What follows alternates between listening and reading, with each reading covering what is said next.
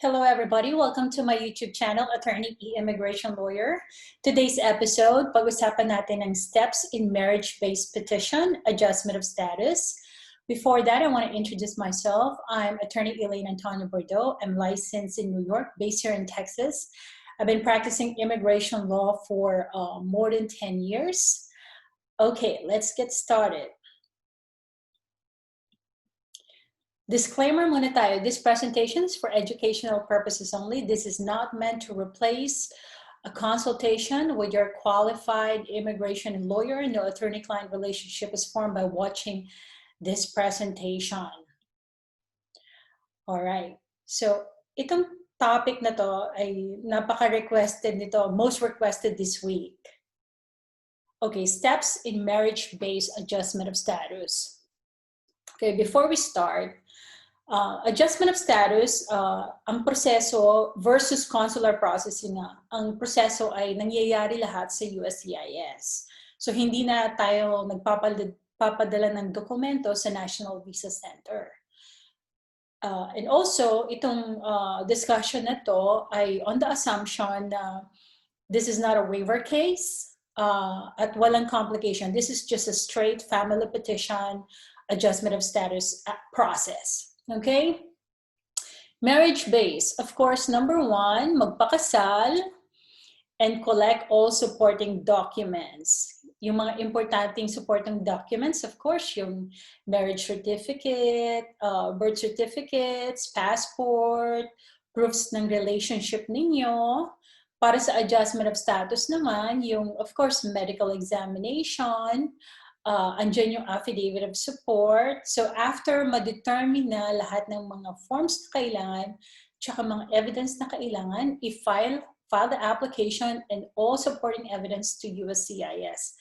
As I said, itong prosesong ito ay mangyayari lahat sa USCIS. Okay? After filing the application, you will receive your receipt notices and your receipt numbers. So dun sa receipt notices nyo, you can find your receipt numbers. Importante, of course, kasi now you can check the status of your case. And you know that your applications were actually filed. So it's really easy to check the status of your case right now. Let's go to number 4. Check your case status online at uscis.gov. I'm going to do another episode on this, but it's easy. You have the receipt number, you go online to uscis.gov, you put in the receipt number, and it will show you the status of your application. At this point, walang ibang information din kung meron kang lawyer. At this point, wala siyang ibang information except kung ano yung nasa case status online. Okay?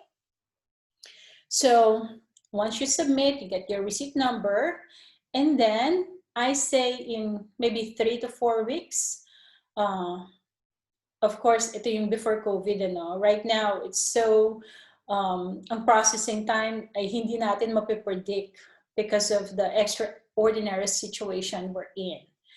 Okay, receive your biometrics notice. So pagkatapos mong makatanggap ng receipt number, then makakatanggap ka naman ng biometrics appointment notice.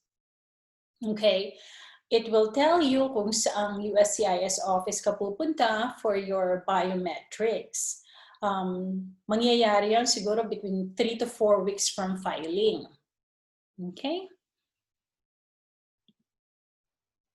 Of course, dun sa date nung notice mo, kung kailan ka pupunta dun sa appointment, you have to attend your biometrics appointment.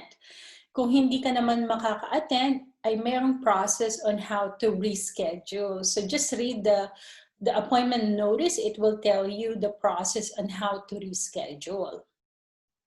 It's actually good for 90 days, but we don't advise that kasi hanggat hindi ka nagba-biometrics, hindi tumutuloy yung case mo eh. All right, so after your biometrics appointment, kung everything is good, doon na check yung criminal background, wala namang problema sa cleared ka wala kang criminal history or walang issue sa criminal background mo, ay makakatanggap ka ng employment authorization document. Ito yung work permit mo, of course, provided that you submitted I-765 in the application. So makakatanggap ka nito, and I say about between 6 to 12 weeks from the date of filing. So up to 3 months, makakatanggap ka ng work card. And also, makakatanggap ka rin usually ng advance parole kung ito ay ni-request. Kung ano yung advance parole, we're gonna talk about that in another episode. But it allows you to leave the United States and come back to the US while your adjustment of status is in process. Okay, so importanteng application ng advance parole.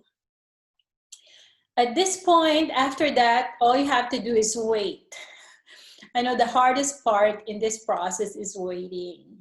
And I know some of the applicants, every day ang pag-check nila ng status ng case nila. But the reality is, pinaprocess ng immigration ang application mo doon sa order ng pagkatanggap nila. So, kung may mga applications na nauna sa'yo, mas pauuna yung processing nila. Okay? So, even if you check it online, kung hindi pa time for your application, ay hindi pa rin siya magkakaroon ng action. So, at this point, maghintay lang. Kung may kailangang evidence or additional requirement ng immigration, they will let you know. They will issue what you call a request for evidence. Kung makatanggap ka ng request for evidence, usually may time to, usually 60 days to respond. So you have to respond on that RFE notice. It will tell you naman what you need to submit. All right, so you will get that. Kung wala namang RFE notice, just wait. Okay, so after that, kung walang RFE notice, ay makakatanggap ka, you will receive your interview appointment. Ito yung, you will go, it will tell you which USCIS office, what date, what time, and that's the time na pupunta kayong mag-asawa for an interview. But before you go there, of course, you have to prepare. Ito yung, we're gonna have a separate topic then, yung how to prepare or how to do your interview.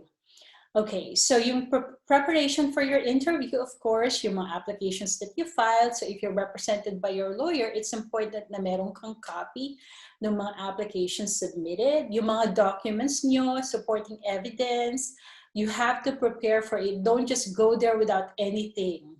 Okay, so kung ano yung mangyayari sa interview, I'm gonna do a separate episode on that. And of course, attend your interview kung ano yung date and time. Kung hindi kayo pwede, there's also a process to reschedule. We're not gonna talk about how to do that here on this presentation. So attend your interview, and then at that point, kung may makita ang adjudicating officer, any issue or any evidence na kailangan mo pang isubmit, the adjudicating officer will let you know. Okay?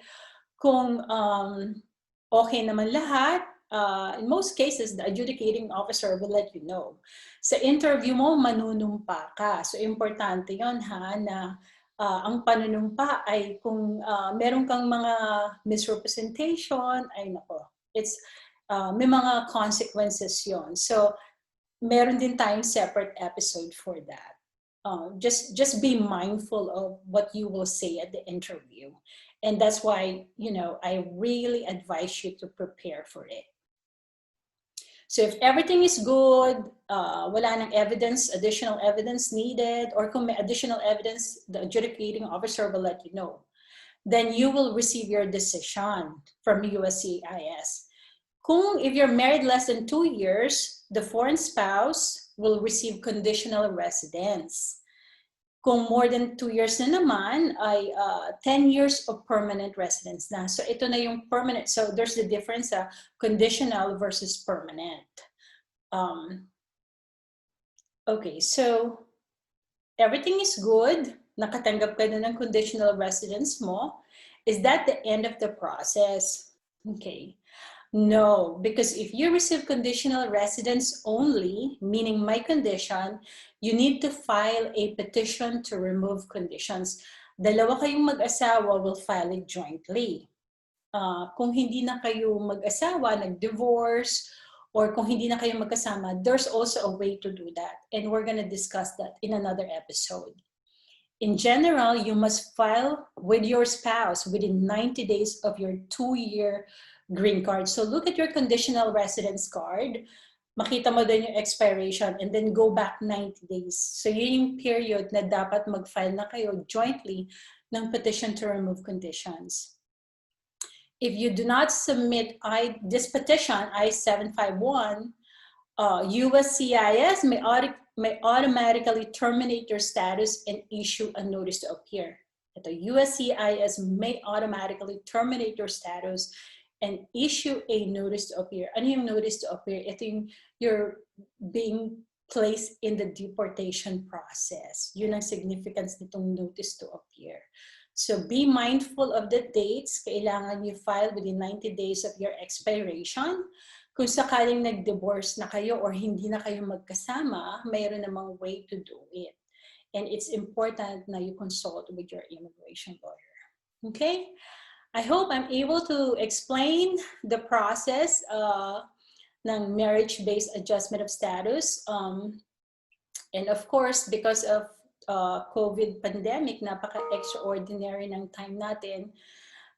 At this point, parang medyo mahirap ma-predict kung gaano kabilis, because that's always the number one question that tinatanong, gaano kabilis yung process.